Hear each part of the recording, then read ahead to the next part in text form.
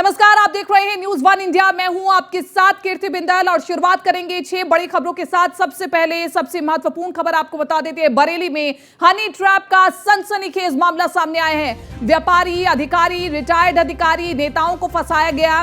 Nude photo और video बनाकर के गैंग ने ब्लैकमेल किया है। अभी तक 32 लोगों से 2.5 करोड़ रुपए वसूली कर चुका है गैंग। कई लोगों से हर महीने 20-20 हजार रुपए की वसूली का दावा है। हनी ट्रैप में फंस चुका है। पीलीभीत के घुंगचाई थाने में तैनात एसओ के खिलाफ गैंग की महिला ने बरादरी थाने में मुकदमा लिखाया।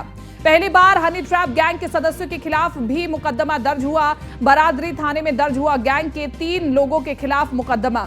एसएसपी के पास रोज पहुंच रही है हनी ट्रैप गैंग की शिकायतें। तो देखिए, बड़ी खबर आपको बता रहे हैं, बरेली में हनी ट्रैप का जाल, 2.5 करोड़ की वसूली।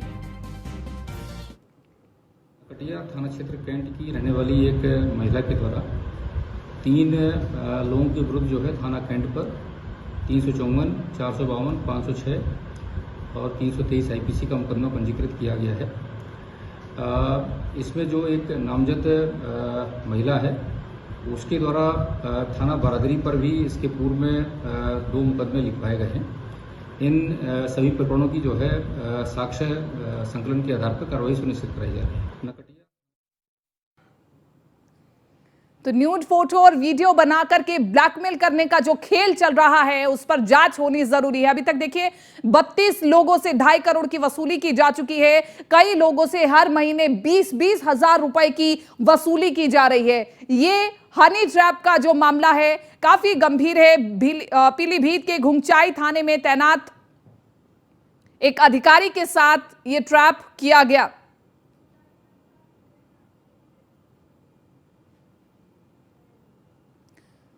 तो देखिए, ज्यादा जानकारी हम लेंगे अभिषेक जैन से, जो कि हमारे साथ संवाददाता बने हुए बरेली से। अभिषेक, पहले तो पूरा मामला बताएं कि आखिरकार इस गैंग ने किस प्रकार से लोगों को फंसाया है और इसी के साथ साथ अब क्या एक्शन इस पर लिया जा रहा है।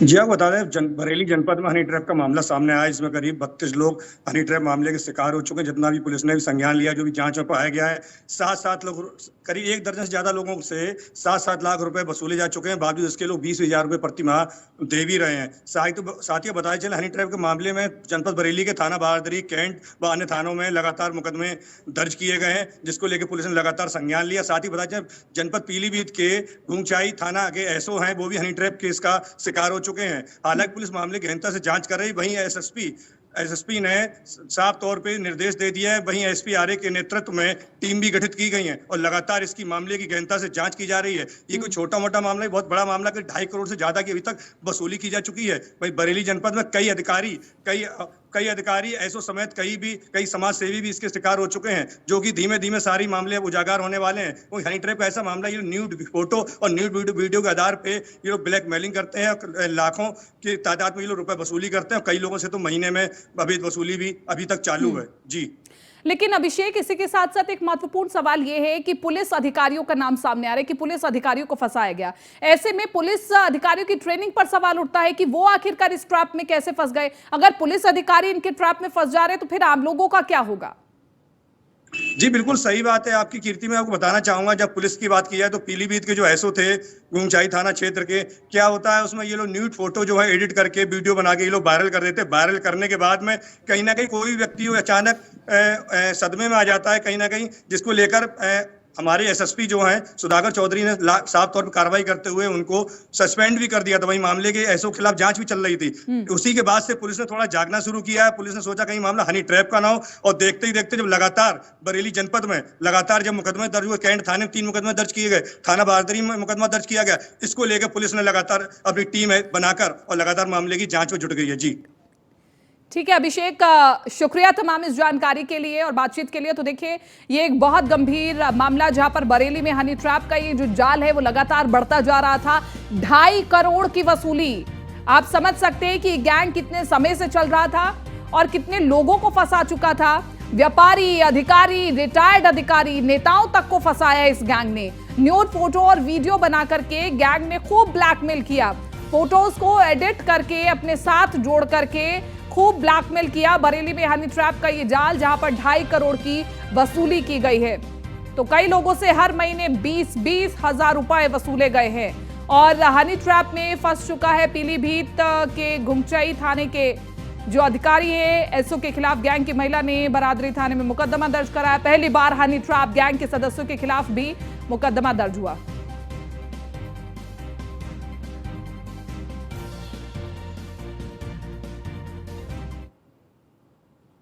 और अगली बड़ी खबर आपको मेरठ से बता देते हैं, जहां पर टिकट देने के बहाने बीजेपी की महिला नेता का यौन शोषण किया गया। बीजेपी की महिला नेता का यौन शोषण का वीडियो वायरल हो रहा है। टिकट नहीं मिला तो महिला ने निर्दलीय लड़ा चुनाव, और निर्दलीय चुनाव लड़ने पर अश्लील वीडियो वायरल कर दिया गया। 164 के बयान के बाद कोर्ट में बीजेपी महिला नेता पर हमला बोला गया।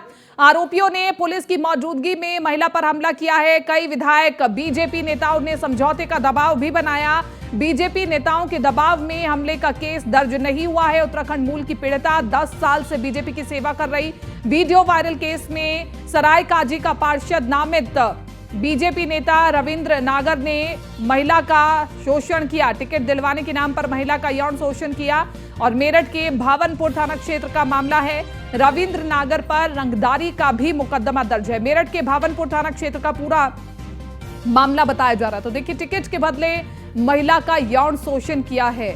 ये एक बड़ी खबर इसलिए भी क्योंकि बीजेपी से बड़ी खबर आ रही है। और बीजेपी जहां पर असूलों की बात होती है, जहां पर नियमों की बात होती है, वहां पर इस प्रकार की खबर सामने आई।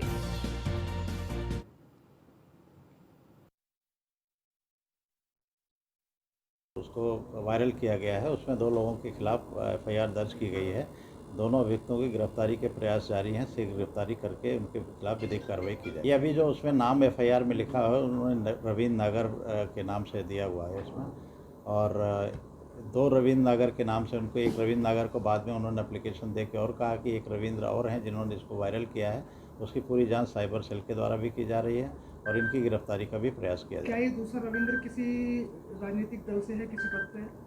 अभी इसकी जानकारी की जा रही है कि क्या अधिकृत रूप से किसी राजनीतिक दल के हैं या इनके पास क्या पद है, इसके बारे में जानकारी। अतुल हमारे साथ ज्यादा जानकारी के साथ जुड़े हुए हैं। अतुल, देखिए, ये बहुत गंभीर मामला है जहां पर एक बीजेपी नेता का यौन शोषण किया गया टिकट के बदले में। और शर्मसार कर देने वाला ये मामला इसलिए कि इस पार्टी में लगातार उसूलों और नियमों की बात होती है।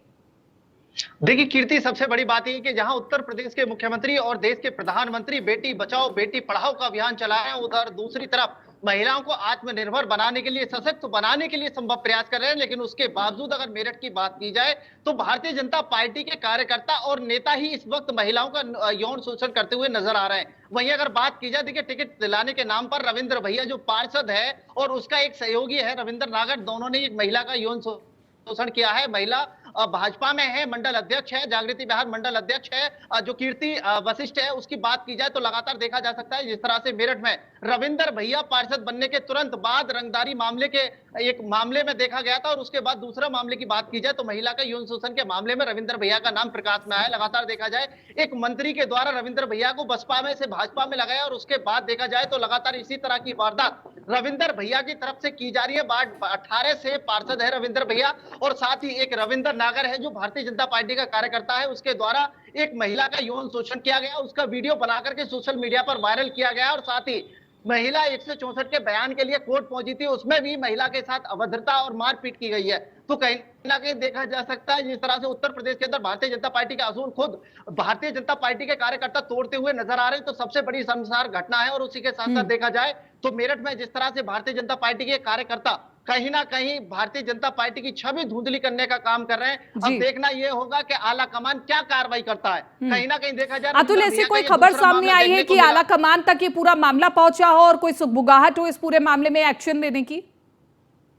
देखिए, सबसे बड़ी बात यह है कि पुलिस गिरफ्तारी के चक्कर में भारतीय जनता पार्टी के दोनों कार्यकर्ताओं में जुटी हुई है। लेकिन दूसरी तरफ देखा जाए तो कई विधायक इस वक्त महिला नेत्री पर दबाव बना रहे हैं, फैसले का दबाव बनाया जा रहा है। लेकिन उसके साथ साथ महिला नेत्री इस वक्त फैसला करने के लिए तैयार नहीं है। महिला नेत्री का कहना है जिस तरह से उसकी छवि धुंधली की गई है। और साथ ही देखा जाए तो करेक्टर का सवाल है कि एक महिला के साथ अब पहले उसका यौन शोषण किया जाता है, उसका वीडियो बना करके सोशल मीडिया पर वायरल किया जाता है और कहीं ना कहीं उसे फिर राजनीतिक दबाव के चलते घेरा जाता है। तो ये सबसे बड़ा सवाल है कि इस वक्त भारतीय जनता पार्टी के कार्यकर्ता ही महिला के यौन शोषण करने पर उतर आए हैं, रंगदारी मांगने पर उतर आए हैं और सरकारों पर सवाल खड़े करते हैं, लेकिन अपनी सरकार के कार्यकर्ता और नेता इस वक्त इन गतिविधियों में सम्मिलित पाए जा रहे हैं। देखना ही होगा कि आला कमान अब इन पर क्या कार्रवाई करता है। रविंदर भैया लगातार चर्चाओं में बना हुआ है, बसपा के बाद भाजपा में टिकट पाने के बाद वार्ड 18 से पार्षद बना और उसके बाद लगातार इसी तरह की जो सुर्खियां हैं उन्हें बटोरने में जुटा हुआ है। लगातार देखा जाए तो कहीं महिला शोषण का मामला हो, कहीं रंगदारी का मामला हो, लगातार मुकदमे दर्ज होते जा रहे हैं, लेकिन भारतीय जनता पार्टी का आलाकमान अभी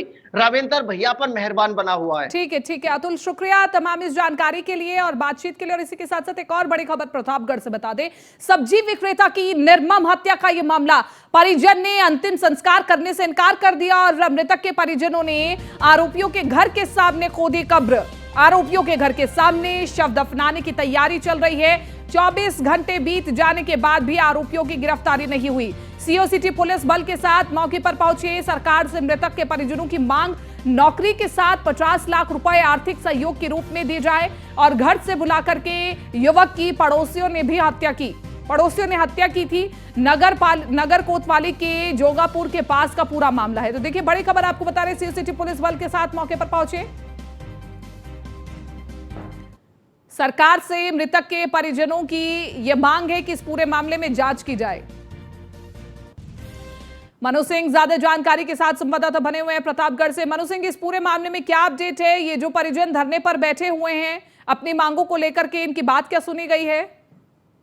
हालांकि मैं बता दें, जो पूरा मामला है नगर कोतवाली के जोगापुर का, जहां सब्जी विक्रेता कल कुछ जो दबंग थे वह उनके पड़ोसी थे, उनको घर पर बुलाकर उनके निर्मम हत्या कर दी जाती है। जहां पुलिस ने शव को कब्जे में लेकर पोस्टमार्टम करवाते हैं, उसके बाद परिजनों को शव सौंप दिया जाता है। तो वहीं बात की जाए, जहाँ जो परिजन है मृतक के परिजन है, शव को लेकर धरने पर बैठ गए। उसके बाद जो आरोपी है उनके घर के सामने कब्र खोदकर वह शव को दफनाने की मांग करने लगे। तो वहीं मौके पर पहुंचते हैं एसडीएम और सीओ सिटी, और उनकी परिजनों की मांग जो रहती है वह एक नौकरी 50 लाख की मांग रहती है। जहां लगातार धरने पर बैठे रहते हैं। लगभग 6 घंटे के धरने के बाद वह मौके पर जब एसडीएम पहुंचते हैं, काफी कड़ी मशक्कत के बाद उनको सांत्वना देते हैं। उसके बाद परिजनों ने अंतिम संस्कार के लिए राजी हो जाते हैं। जी ठीक है मनु, शुक्रिया तमाम इस जानकारी के लिए।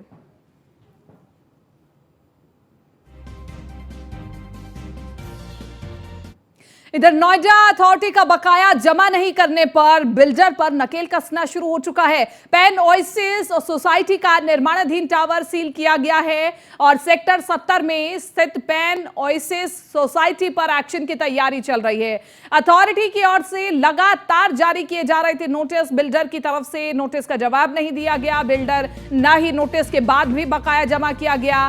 पैन ओएसिस सोसाइटी का टावर टी सील किया गया है। टावर में कई साल से बिल्डर निर्माण भी नहीं करवा रहा था। ये पूरा टावर जस का तस खड़ा था।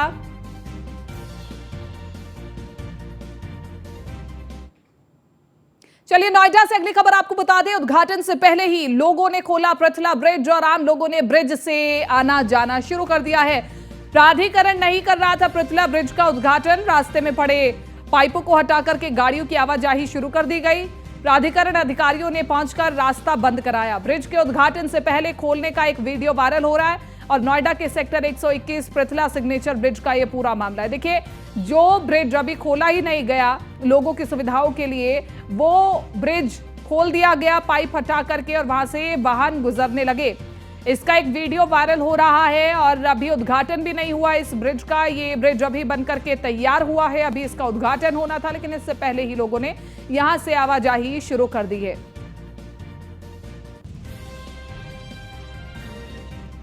तो देखिए, हम ये तस्वीरें आपको दिखा रहे हैं। प्राधिकरण इसका उद्घाटन नहीं कर रहा था तो लोगों ने खुद ही पाइप हटा करके यहां से आवाजाही शुरू कर दी।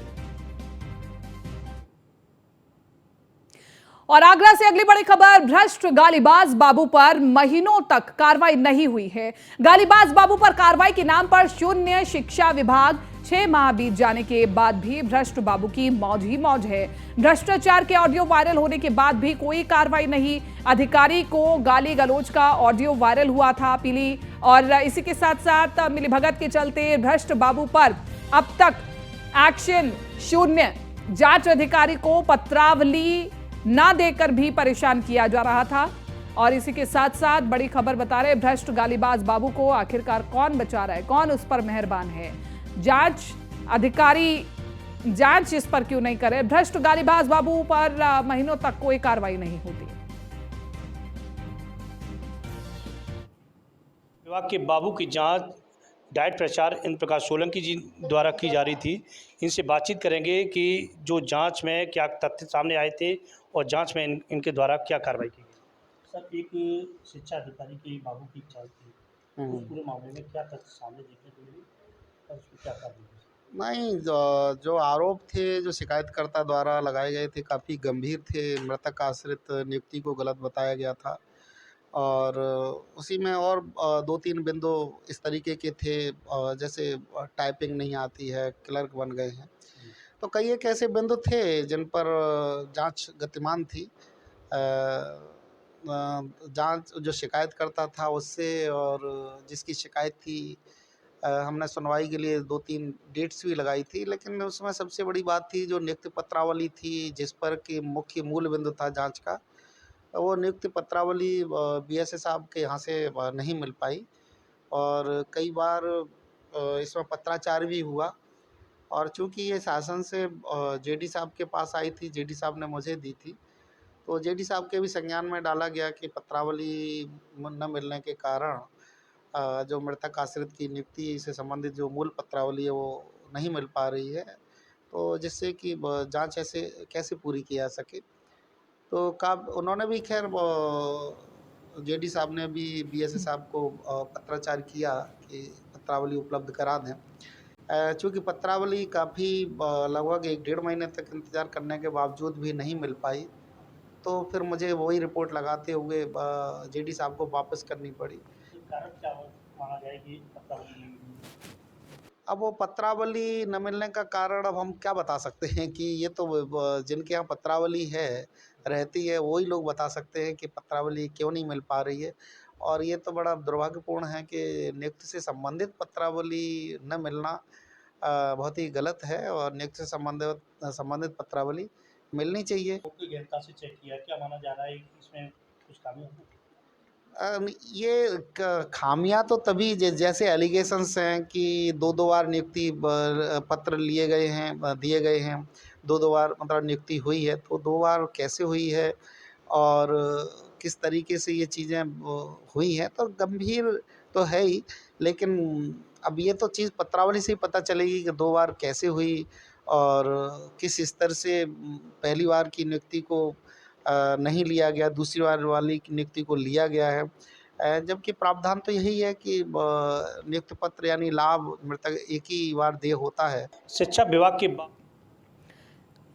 कृष्णा त्यागी बने हुए ज्यादा जानकारी के साथ संवाददाता फोन इन पर। कृष्णा त्यागी, आपने इस पूरे मामले को बारीकी से देखा है और ग्राउंड जीरो से आपने इस पूरे मामले को कवर भी किया है। आपको कहाँ लगता है कि कहाँ लापरवाही बरती जा रही है, कहाँ कमी है, कहाँ एक्शन नहीं हो रहा है? बिल्कुल कीर्ति जी, मैं बताऊं, ये शिक्षा विभाग के जो बाबू की कई समय से जांच चल रही थी और सबसे अच्छी बात यह है कि इसमें जो प्रमुख सचिव हैं दिनेश सिंह ने खुद इसमें जेडी जो आरती शर्मा से खुद फोन से वार्तालाप कर 1 महीने में जांच कर पूरी करने का आश्वासन दिया और उसके खिलाफ शिकायत की। लेकिन और उसके बाद 6 महीने बीत जाने के बाद भी अभी इस बाबू की जांच दीमक चाटती नजर आ रही है। और इससे में तत्कालीन जो बीएसए 2020 में रहे उन्होंने पत्रावली गुम का आरोप लगाया। उसके बाद 2021 में एडी वैसे के जो मंडल सहायक निदेशक थे उन्होंने किस आधार पर क्लीन चिट दी थी, ये बड़ा सवाल है।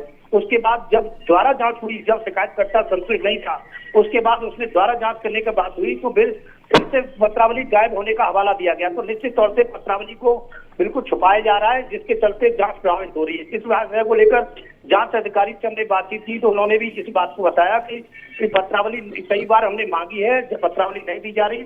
और इसके अलावा अन्य इसकी जो बाबू के तमाम ऑडियो वायरल हुए कि 1 करोड़ रुपए कमाने की ऑडियो वायरल हुई, इसके बाद अधिकारी को गाली देते हुए ऑडियो वायरल हुआ। एक बड़ा उसमें एम्पायर खड़े करने की बात हुई। तमाम ऑडियो वायरल होने के बाद इस बाबू पर कार्रवाई नहीं हो रही तो समझा जा सकता है कीर्ति जी इस बाबू का अपने विभाग में इतना अजूब है कि अभी तक जांच और कार्रवाई ठंडे बस्ते में दीमक छाटती नजर आ रही है। इसका सीधा सीधा कारण कीर्ति जी ये भी कह सकते हैं कि इसमें शिक्षा के अधिकारी जो जिले के स्तर के अधिकारी और मंडल स्तर के अधिकारियों के संरचना के चलते न तो जांच में पत्रावली मिल रही है और न इस विभाग के बाबू पर सही तरीके से जांच हो पा रही है। तो निश्चित तौर से इस जिले के अधिकारी, शिक्षा अधिकारी पर और मंडल स्तर के अधिकारी पर कार्रवाई हो तो निश्चित तौर से बड़ी कार्रवाई हो सकती है। जी ठीक है कृष्ण त्यागी, हम उम्मीद करते हैं कि इस पर कार्रवाई होनी चाहिए। बहुत बहुत शुक्रिया तमाम इस जानकारी के लिए। अमरोहा में झोला छाप डॉक्टर के इलाज से महिला की मौत हो गई। क्लिनिक में 3 दिन पहले हुई थी महिला की डिलीवरी और हालत खराब होने पर मेरठ के निजी अस्पताल में भर्ती कराया गया। इधर महिला के इलाज के दौरान मेरठ के निजी अस्पताल में हुई मौत। मृतका के परिजनों ने झोला छाप की क्लिनिक पर तोड़फोड़ भी की। मौके पर पहुंची थाना पुलिस, जांच में जुटी हुई है हसनपुर का पूरा मामला। बड़ी खबर बता रहे झोला छाप डॉक्टर ने जान ले ली।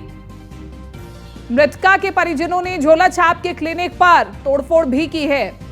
मौके पर पहुंची थाना पुलिस, जांच में जुटी हुई है हसनपुर का पूरा मामला है। और बड़ा सवाल यह है कि आखिरकार ये झोला छाप डॉक्टर अपना क्लिनिक कैसे चला लेते हैं?